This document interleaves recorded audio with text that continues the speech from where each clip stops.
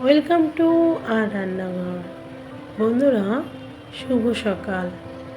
বুঝতেই পাচ্ছেন আজকে আমি আপনাদের সঙ্গে শেয়ার করব সকালের জলখাবার লুচি। লুচি খুব সিম্পল। অনেকেই ভাবতে পারেন যে লুচি দেখানোর কী আছে, কিন্তু তা নয় বন্ধুরা। লুচি কিন্তু পারফেক্ট করাটা খুব জরুরি। পারফেক্ট লুচি কিভাবে হয় চলুন দেখি আজকে। প্রথমে আমি দেখুন একটা বড় বাটির 1 বাটি ময়দা নিলাম, তার মধ্যে সামান্য লবণ, 1 চামচ চিনি আর সাদা তেল দিলাম। এই লবণ, চিনি আর সাদা তেল দিয়ে আমি হাতে করে মিক্সড করে নিচ্ছি বা ময়াম দিচ্ছি। ময়াম দেওয়া কাকে বলে এবং ময়াম দেওয়া হয়ে গেছে সেটা হলো এইরকম মুঠো করলে, যখন মুঠো বেঁধে যায় ময়দার, তখন বুঝে নেবেন যে ময়াম দেওয়া হয়ে গেছে।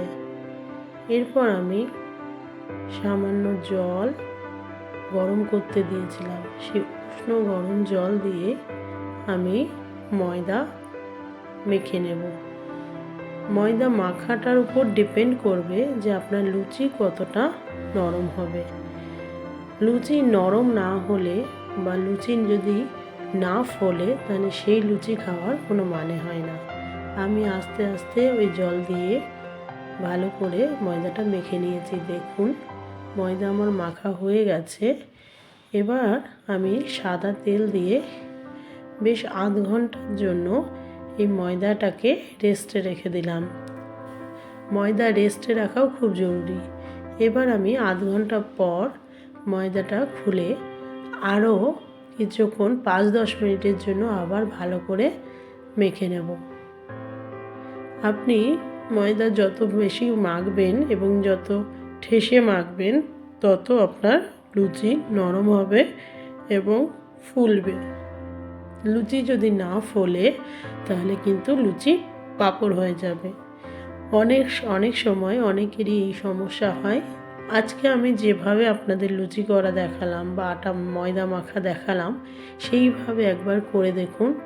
লুচি করার পর কোনো দিন অপমানিত হতে হবে না।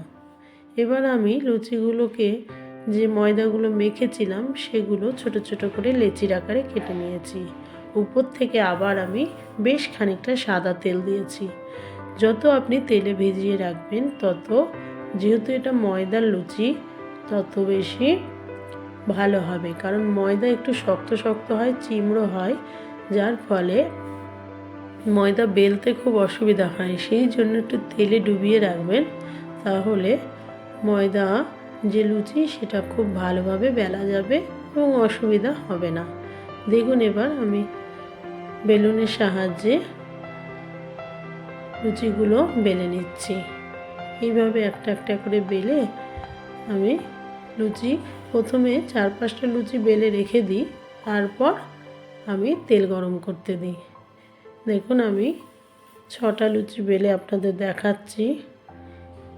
এরপর আমি ফ্রাইং প্যানে তেল নিয়েছি, সাদা তেল। সেই তেলে প্রথম লুচিটা দিয়ে দিলাম। ফ্রাইং প্যান নেওয়ার কারণ যে একসঙ্গে আমি 2টো করে লুচি ভেজে নিতে পারছি, 2-3টে। আপনি যদি কড়াই নেন, কড়াইও হবে, কিন্তু তাতে একটা করে লুচি হবে। সেই জন্য, যেহেতু আপনারা জানেন আমার হাতে একটু সময় কম থাকে, সেই জন্য আমি সবসময় চেষ্টা করি একটু তাড়াতাড়ি কাজ করার। যেহেতু আমাকে স্কুলেও যেতে হয় এবং আমার 2টো বাচ্চা আছে, তাদের খাওয়ানো, সেই অনেক কাজ থাকে। সেই জন্য আমি যেটা করি একটু তাড়াতাড়ি করি। তবে এটা নয় যে পারফেক্ট করি না, সব কাজই আমি পারফেক্ট করি। দেখুন আমার লুচিগুলো কেমন ফুলে গেছে।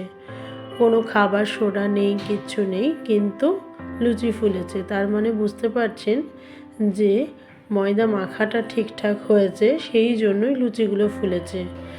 আমি কোনো এডিট করা কোনো ভিডিও দেখাচ্ছি না আপনাদের, একদম জেনুইন ভিডিও। আমি কিছুই নয়, ময়দাটাকে ভালো করে মেখেছি বলে লুচি এত সুন্দর হয়েছে। এবার আমি লাল লাল করে লুচিগুলো ভেজে নিয়েছি। এরপর লুচিগুলো তুলে নিচ্ছি।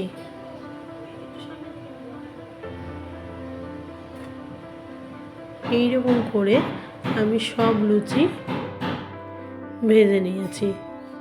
দেখুন আমার লুচিগুলো রেডি। এই লুচি আমি আলুর তরকারি করেছিলাম, সেই আলুর তরকারির সঙ্গে লুচিগুলো খেয়েছি।